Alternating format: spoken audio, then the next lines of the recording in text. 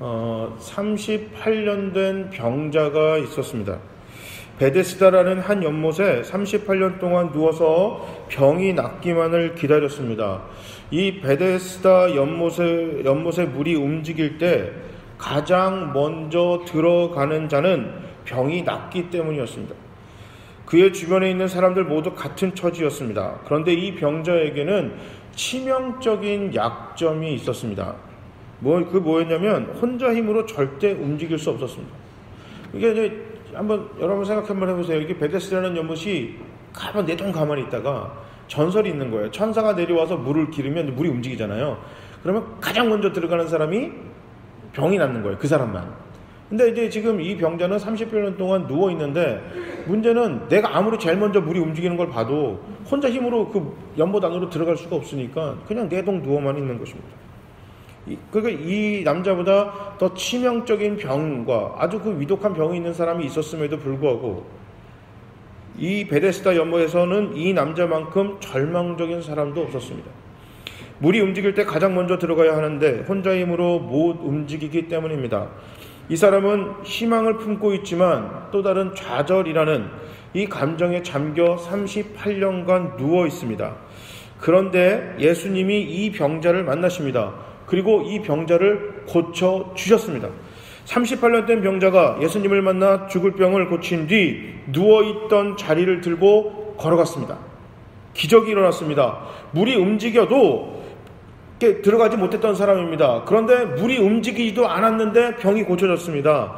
38년간 누구도 해결하지 못했던 문제를 예수님이 해결하셨습니다. 대박났습니다. 대박났잖아요. 그런데요, 이 장면을 보고 누군가가 이렇게 이야기합니다.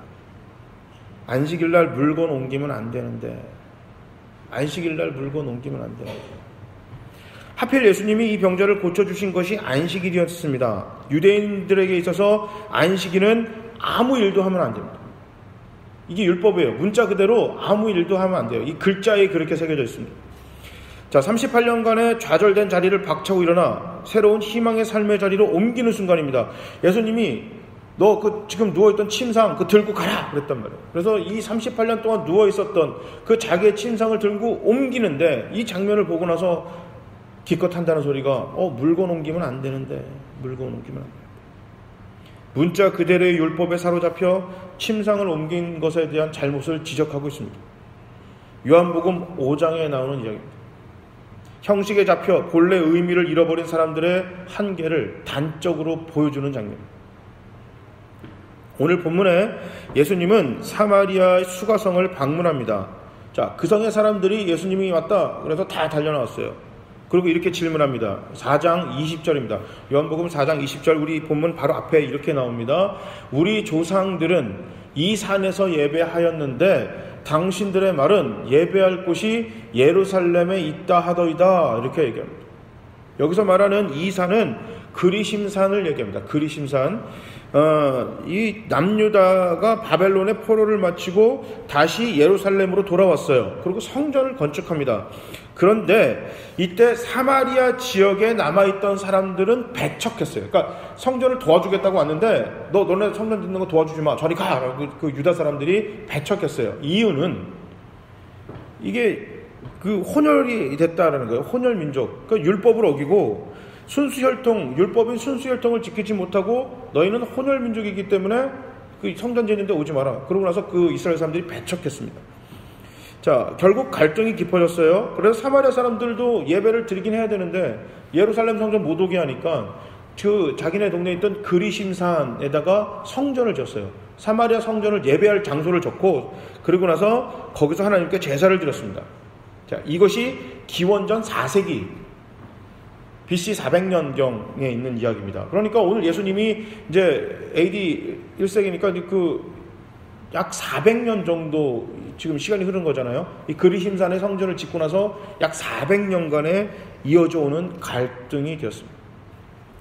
전통을 따라 예루살렘 성전에서 예배를 드려야 맞는지 아니면 상황상 사마리아 성전에서 예배를 드려도 되는 것이 맞는 것인지 예수님께 질문하고 있습니다.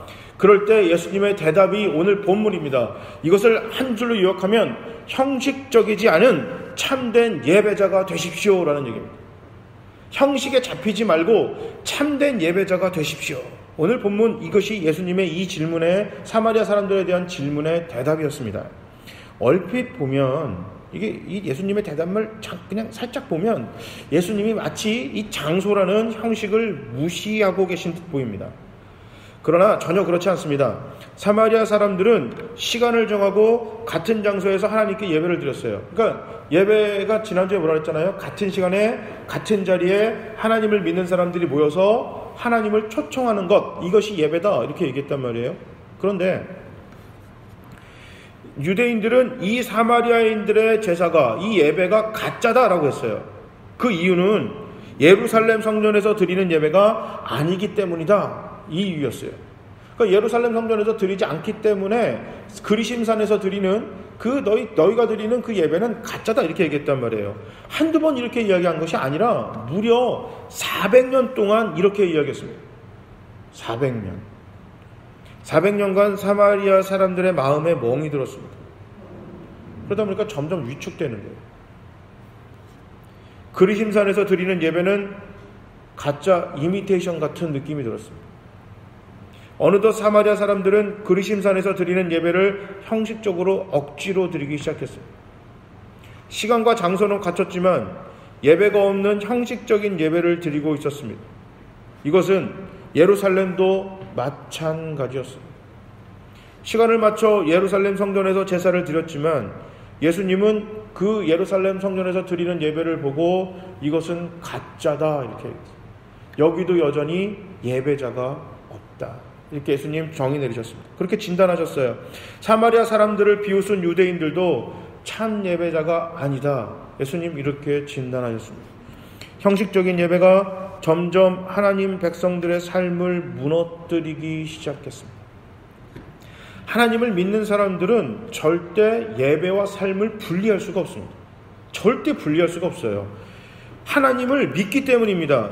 그래서 예배가 무너지면 삶이 무너질 수밖에 없습니다. 공식입니다. 악순환이 반복이 되는 거예요. 그러니까 예배가 무너지면 삶이 무너져요. 자, 그 예배를 무너진 삶이 또 그렇게 계속되는 거예요. 그러니까 예배가 대충 형식적으로 드리다 보니까 삶이 무너집니다. 무너진 삶이 계속되다 보니까 예배가 계속 형식적이 됩니다. 이 악순환의 반복인 거예요. 어떤 분들은 이렇게 얘기할 수 있어요. 도대체 예배랑 우리의 일상이랑 이게 무슨 관계가 있냐, 이렇게 질문하실 수 있습니다. 성경은 이것에 대해 명확하게 답을 주고 있습니다. 로마서 12장 1절 말씀입니다.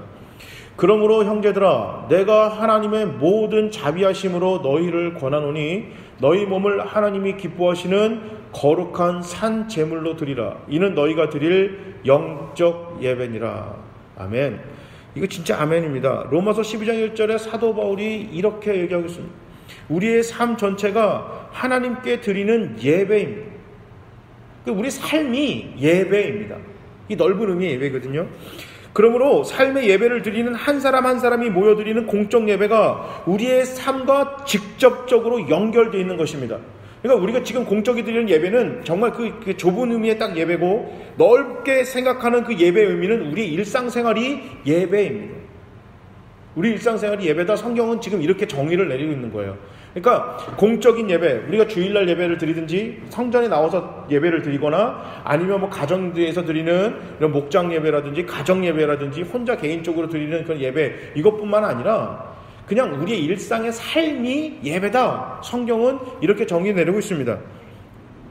예수님 시대의 이스라엘은 형식적인 예배에 만족하며 살았습니다.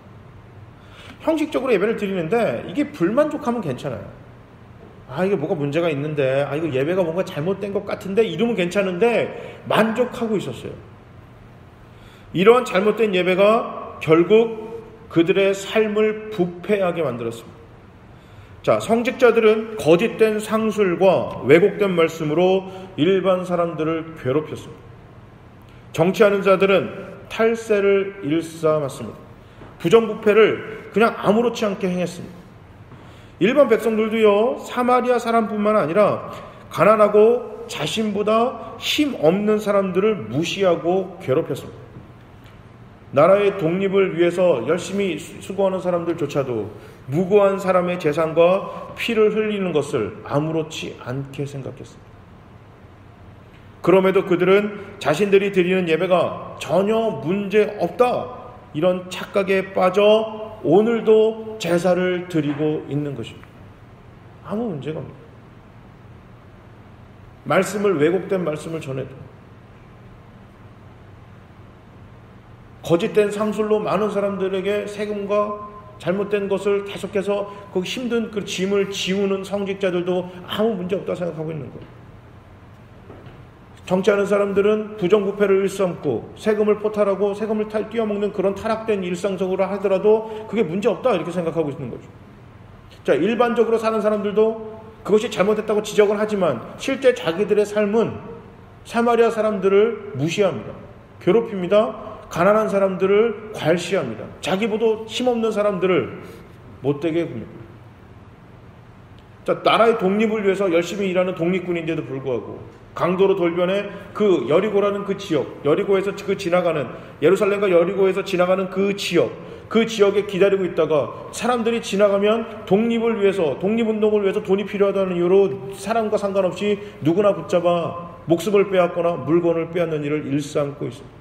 그럼에도 문제가 없다라서 어쩔 수 없지. 왜? 환경이 그러니까. 환경이 그러잖아. 우리의 삶의 환경이 그러니까 이건 어쩔 수 없는 거야. 제사를 형식적으로 잘 드린다. 형식적으로 드린다는 얘기는 그냥 앉아 대충 드린다는 얘기가 아니라 진짜 잘 드리고 있었어요. 아무 문제없게 제사를 드리고 있었습니다. 율법에 문자 하나 틀리지 않게 제사를 드리고 있었습니다. 사마리아는 어땠을까요? 사마리아 지역에서는 예루살렘 성전이 아니라는 이유로 점점 그리심산에서 그들이 드리는 제사에 집중하지 않게 되었습니다. 예배를 드리며 그들은 하나님을 바라본 것이 아니라 예루살렘을 바라보고 있었습니다. 자, 그리심산에서 제사를 드리고 있어요. 그러면 어떻게 해요? 상황상 어쩔 수 없다 하더라도 제사를 드렸으면 하나님께 집중해야 되는데 하나님을 보는 게 아니라 그리심산에서 제사를 드리며 예루살렘을 쳐다보고 있는 것입니다. 우리는 언제나 저기 가서 제사를 드릴 수 있을까? 시간이 지나자 점점 그들은 이스라엘 사람이 아니라 사마리아 사람으로 태어난 것을 원망하기 시작했습니다. 내가 왜 사마리아에서 태어났을까? 왜 사마리아에서 태어났을까? 한번 생각해 보세요. 뭐나요? 여기랑 무슨 미국만큼 뭔가요? 대한민국에서 태어난 거랑 저희들 유학생들 그런 생각 많이 했어요. 미국에 유학할 때, 이거 신분 때문에 공부도 훨씬 좋고, GPA 학점도 되게 좋고, 되게 상도 많이 받았는데 취직이 안 되는 거예요. 미국도 경기가 안 좋으니까. 이게 그냥 직장만 취직이 되는 게 아니라 그 직장에서 신분을 해결해 줘야 되거든요. 그렇게 되면 세금을 내줘야 돼요. 세금의 세금을 반을 똑같이 내야 된단 말이에요, 회사도. 그러니까 회사 입장에서는 손해보는 느낌이 드는 거예요. 이 외국인들을 한 명 사용을 하려면. 그 다음에 이제 연봉이 높을수록 회사가 부담해야 되는 돈이 많아지니까. 그러니까 이제 안 쓰고 미국도 경기도 안 좋으니까 미국 사람들 쓰고 이렇게 하다 보니까 유학생들은 미국에서 남아 공부하고 싶은데 이게 잘 안 되는 거죠. 그러다 보니까 어떤 생각하냐면, 이게 미국 사람이었으면 좋겠다. 왜 나는 한국에서 태어났을까? 이런 생각 한단 말이에요. 그래도 한국이랑 미국은 이게 얼토당토 안 되는 거리잖아요. 그러니까 완전히 그냥 삶이 이게 다르니까. 그냥 이게 삶의 지표가 다르니까 그러다 치지만, 한번 여러분 그런 생각 안 해봤나요? 서울 안에서 강남이랑 여기랑 얼마나 멀어요? 하필이면 화곡동에서 태어나서 우리 엄마 아빠가 강남에 있는 그 부잣집 아저씨였으면 내가 이렇게 힘들지 않았을 텐데 더 나갈까요? 북한이 얼마나 멀어요? 여기서 차 타고 몇 시간만 가면 되는데 우리는 정말 하나님 잘해주셔서 세상 말로 운 좋아 조금 남쪽에 한국에 태어난 거고 재수 없어 북한 태어난 거예요. 그래서 그분들은 재수가 없다고 생각할지 모르겠지만 우리 입장에서는 안 돼서 그냥 그분들은 위쪽에서 태어난 것 뿐인 겁니다. 사마리아 사람들도 똑같이 생각하는 거예요. 멀지도 않아요.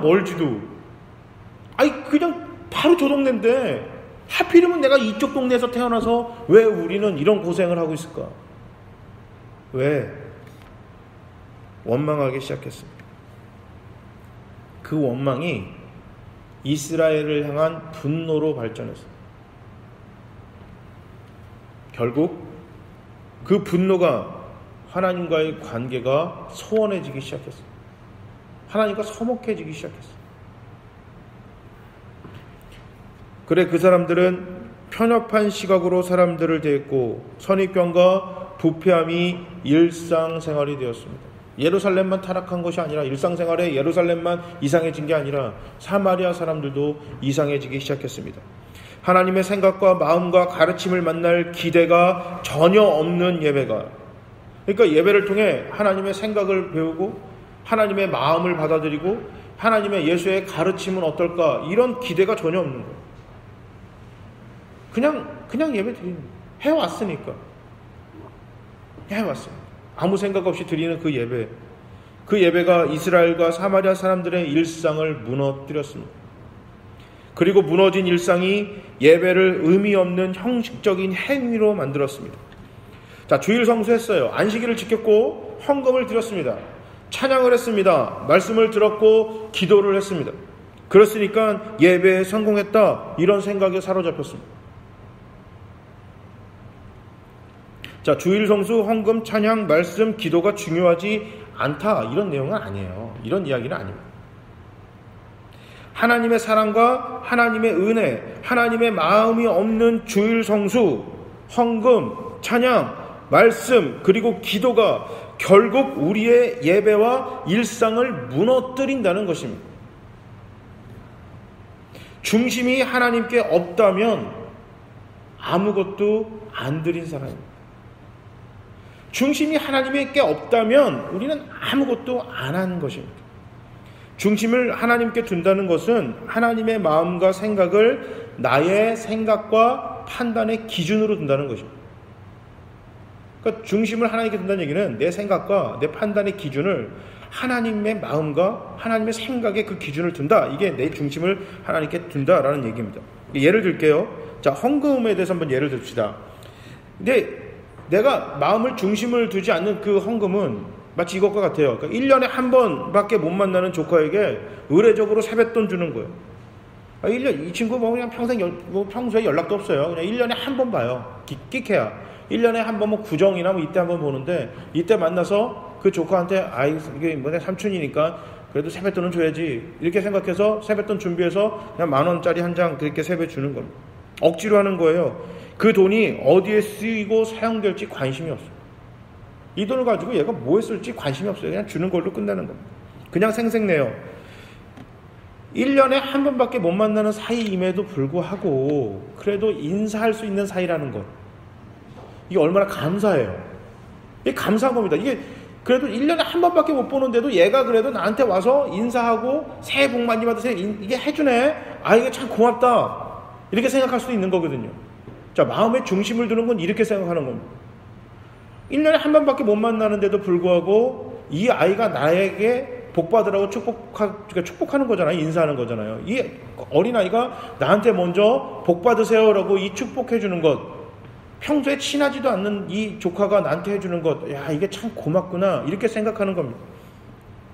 같은 10,000원이라도 이 아이가 이 돈을 어디에 사용할지 자세히 몰라도 꼭 필요한데 사용되었으면 좋겠다, 이렇게 마음 먹는 거예요.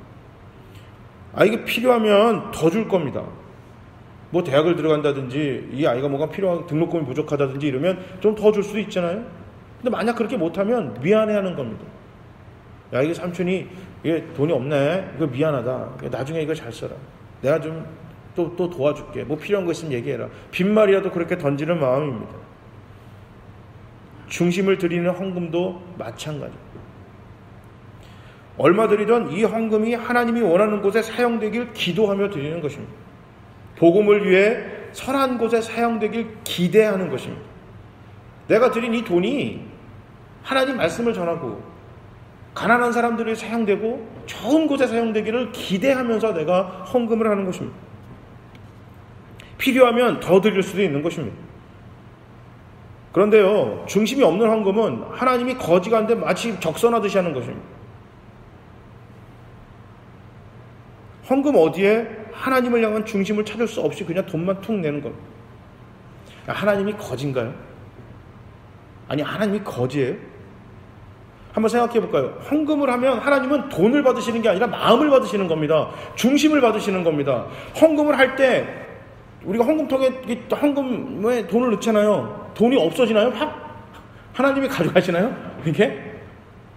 우리가 헌금을 하나님께 드린다고 말만 그렇게 하지, 헌금은 우리가 갖잖아요. 하나님이 안 가져가십니다. 그냥 헌금통에 그대로 떨어져요.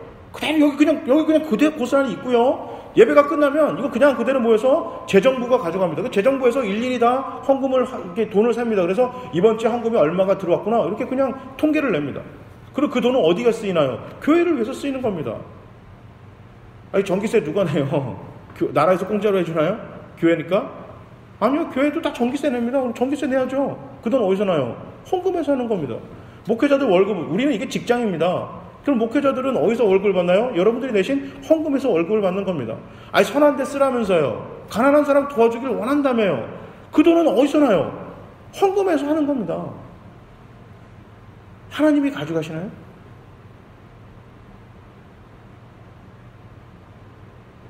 그런데 하나님이 거지인 것처럼 돈을 냅니다. 먹고 떨어져라는 느낌. 그 어디에 하나님을 향한 중심을 둔 헌금입니까? 그게 하나님이 그 돈 받고 기뻐하실까요? 누가 기뻐하죠? 돈 낸 내가 나나 좋지. 헌금 많이 하면 하나님 좋아하실까요? 아니요. 그런 중심이 없는 헌금 하나님 필요 없는 거예요. 교회에서는 목사가 좋아할지 모르겠습니다. 여러분, 어떤 분이 만약에 선한 데 쓰라고 10억을 팍 헌금했다 칩시다. 누가 좋아요? 여러분 좋고 성도들이 좋고 목사가 좋아요. 근데 그 헌금하신 분이 나 뭐 돈 많이 냈으니까 어깨에 힘 빡 주고 나는, 그럼 누구는 안 좋아요? 하나님은 안 좋아요. 중심이 없는데 그게 하나님 좋아하시겠어요? 거지가 아닌데. 하나님은 헌금을 통해 우리의 마음을 받으시지 돈 그 자체를 받으시는 게 아니라는 것입니다. 우리의 삶을 한번 돌아보겠습니다. 일상으로 한번 가봅시다. 어떤 분들은 마치 슈퍼맨과 같습니다. 007, 007이라고 그러잖아요. 007과 같은 그런 삶을 삽니다. 주일이면 신자의 옷으로 갈아입습니다. 교회를 가고 예배를 드립니다. 그런데 그뿐입니다. 예배가 마치면 세상을 위기에서 구하고 난 슈퍼맨처럼, 비밀을 마치고 난 007처럼 다시 아무 일 없다는 듯이 세상의 옷으로 갈아입습니다. 죄송한 말씀이지만 이순신 장군님의 나의 죽음을 적들이 알게 하지 말라, 이게 얼마나 멋있는 얘기예요. 정말 승리를 위해서 자신의 죽음조차도 알리지 말라라고 했는데 이걸 잘못 해석해가지고 내가 하나님을 믿는 사람인 것이 주변이 알게 하지 말라, 이런 마음을 가지고 내가 살아가고 있어요. 내가 기독교인인 걸 내가 교회 다니는 걸 누가 알면 큰일 날까봐 마치 그렇게 살아가는 거예요. 세상과 비교해서 전혀 다르지 않았음에도 불구하고 하나님 우리를 먼저 잘해주셔서, 먼저 사랑해주셔서 하나님의 자녀가 되었습니다. 그런데 시간이 흘렀음에도 여전히 세상과 비교해 전혀 다르지 않는 삶을 살아가고 있습니다. 그럼에도 아무 문제를 느끼지 못합니다. 아니요, 이건 느낄 수 없습니다. 왜냐하면 무엇이 틀렸는지 무엇이 잘못됐는지 알 방법이 없기 때문입니다. 예배가 무너졌기 때문에 하나님의 사랑, 은혜, 그 하나님의 마음을 만나고 배우고 느낄 수가 없는 것입니다. 그 결과 우리의 일상에 죄의 그림자가 깃들어도 깨닫지 못하는 겁니다. 내 일상적인 삶에 하나님과 관계 단절된 세상의 그런 삶과 그 죄가 그 깃들어가지고 그 그림자가 굉장히 드러누웠는데도 불구하고 내가 느끼지 못하고 있는 거죠. 오늘 본문의 사마리아 사람들이 예루살렘 성전이 아니라는 이유로 자신들이 그리심산에서 드리는 예배를 하찮게 여겼듯이 형식에 사로잡힌 예배는 결국 예배를 하찮게 여기게 됩니다. 하나님을, 예배가 하찮아지면 하나님을 무시하게 됩니다. 하나님을 무시하니 참된 행복이 없습니다. 하나님으로부터 받는 행복을 못 느끼는 겁니다. 자, 일상에서, 예배를 통해 내가 하나님으로 받던 행복을 못 느끼니까 내 일상에서 그 행복을 어디서 찾아요? 세상에서 찾습니다. 세상에서 행복을 찾으려고 세상에 기웃거립니다. 세상의 행복을 추구하다 보니 예배를 거짓으로 드리게 됩니다. 예배에 대한 기대가 없습니다. 하나님에 대한 기대가 없으니 예배에 대한 기대조차가 없습니다. 거짓 예배를 드리니 하나님을 존경하지도 두려워하지도 사랑하지도 않습니다. 그 결과 하나님의 축복 실제 기대하지 않습니다. 여기서 기도도 하고 하지만 실제로 하나님으로부터 축복이 나온다? 기대하지 않습니다. 애시당초 기대를 안 합니다. 어디에 기대할까요? 돈에 기대합니다. 돈보다 하나님이 안 좋아요. 그러니까 돈을 더 믿습니다. 학벌을 더 믿는 거예요. 하나님보다 학벌이 더 좋아요. 좋은 직장이 더 좋은 겁니다. 우리 자녀들을 하나님이 잘 키워주길 기도하고 바라지만 실제 하나님보다 자녀가 더 귀중해요. 옆집 아줌마 얘기가 더 솔깃한 거예요.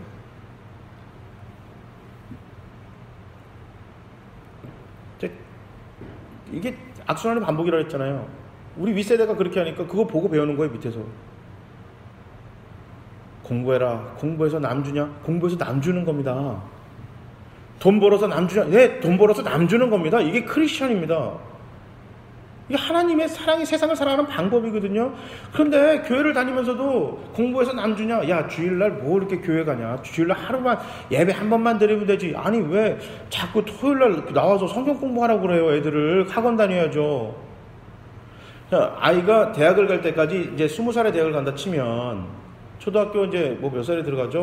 한 9살 때, 8살 때 들어간다 한번 생각해 보면 약 10년 넘는 기간이잖아요. 12년간 그렇게 제자 교육을 시켰어요.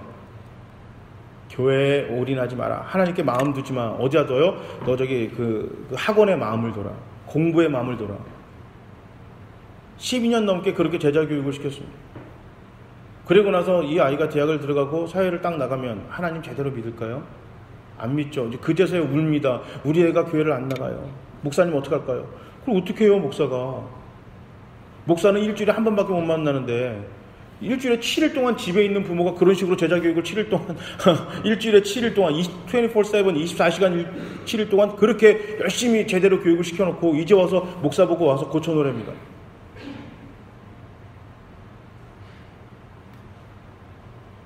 악순환의 반복이 되는 거예요. 이스라엘이 그랬어요.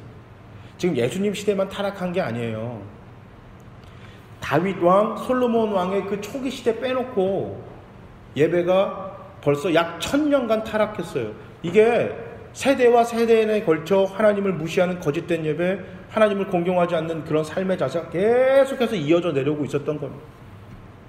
그러니 하나님이 직접 와서, 예수가 하나님이시잖아요. 하나님이 직접 와서 틀렸다고 얘기해도 안 들리는 겁니다.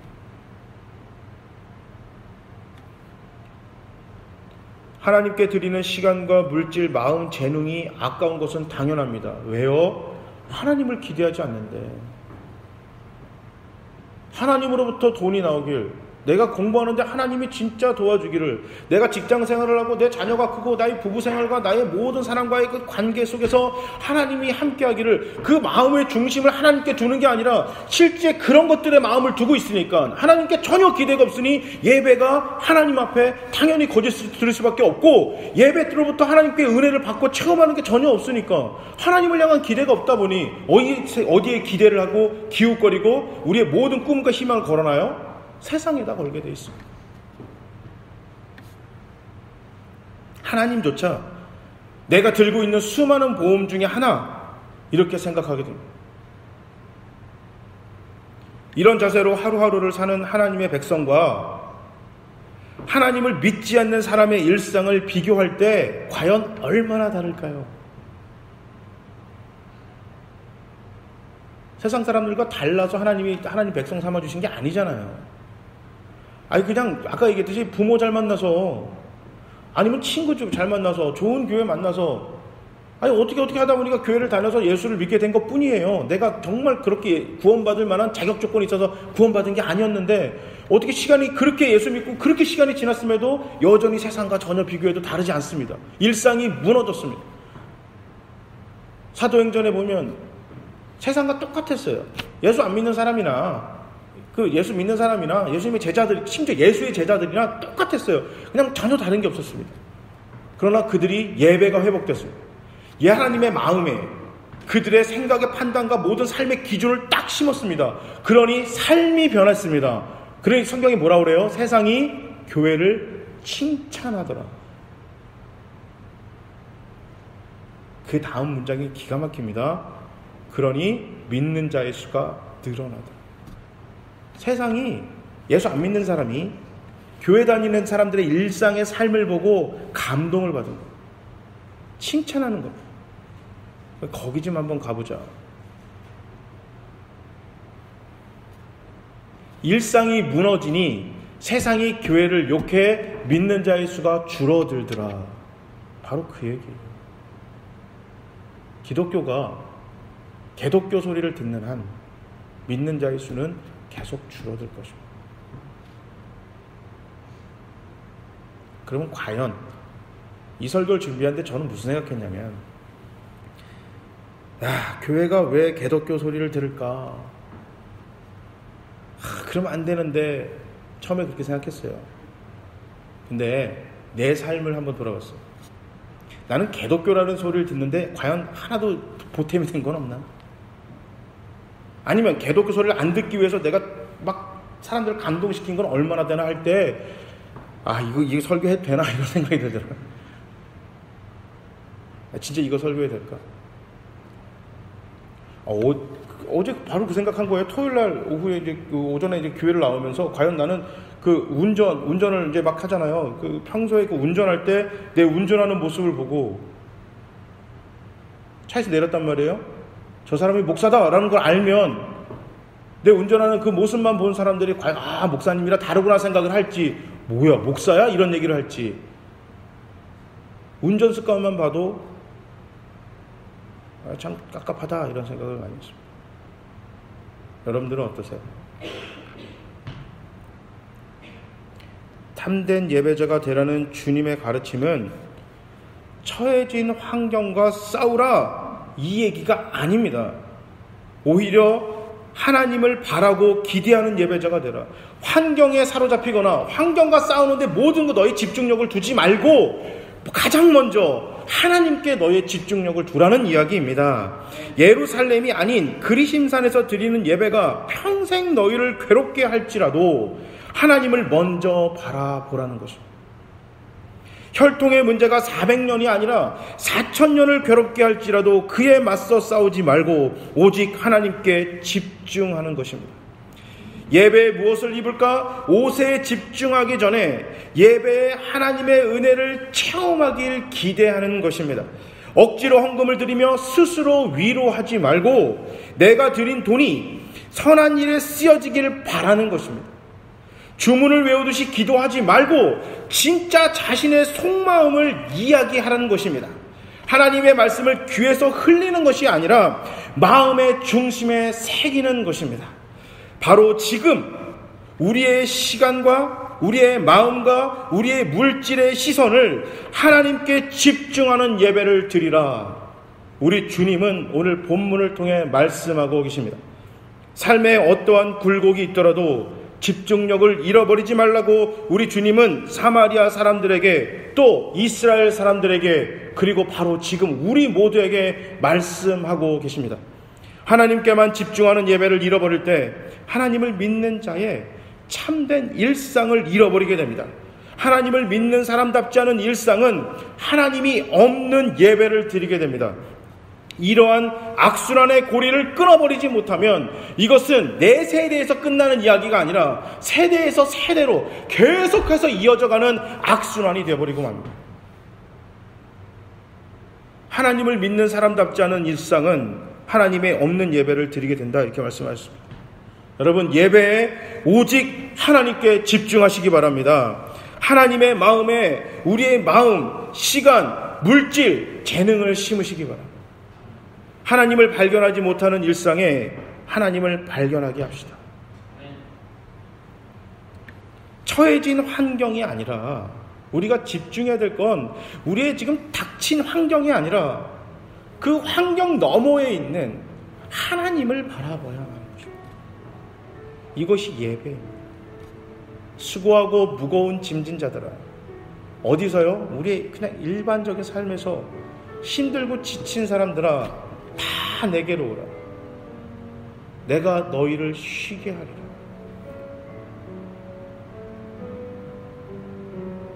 삶의 무거운 짐을, 삶의 그 일상에 우리의 처해진 환경들을 여전히 그 자리 그대로 내려놓고 우리는 와서 앉아있다가 다시 세상의 옷으로 갈아입고 그 짐을 그대로 지우고 또 살아갑니다. 하나님이 여기서 그냥 좋은 얘기 듣고 나를 위로하는 건 기대하지만 나의 가정에, 나의 마음에, 나의 직장에, 내 어카운트, 내 이 은행 계좌에, 나의 지식에 하나님이 들어오시는 것은 기대하지 않습니다.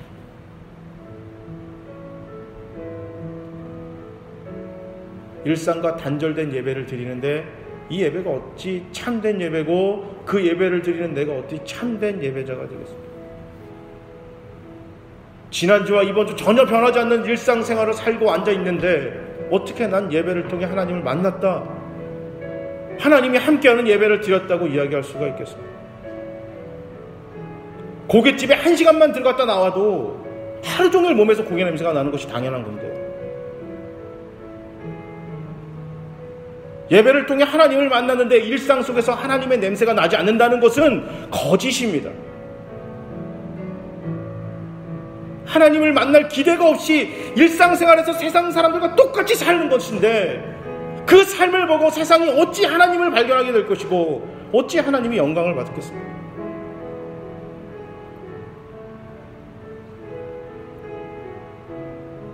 지금 우리가 드리는 지금 이 예배가 우리의 삶을 세우는 예배인지 삶을 무너뜨리고 있는 예배인지 어떤 예배를 드릴지 결정하시기 바랍니다. 과연 지금 앉아있는 우리는 삶을 세우는 예배를 드리고 싶은 건지 삶을 무너뜨리는 예배를 드리고 싶은 건지 지금 이 시간에 결정하시고, 하나님을 바라보지 않는 예배, 하나님께 집중하지 않는 일상은 예배와 우리의 삶을 무너뜨리고 맙니다. 우리의 모두의 삶을 무너뜨린 예배가 아니라 삶을 바로 세우는 그런 예배를 드리는 하나님께 집중하는 참된 예배자가 되시기를 주님의 이름으로 축복합니다. 아멘.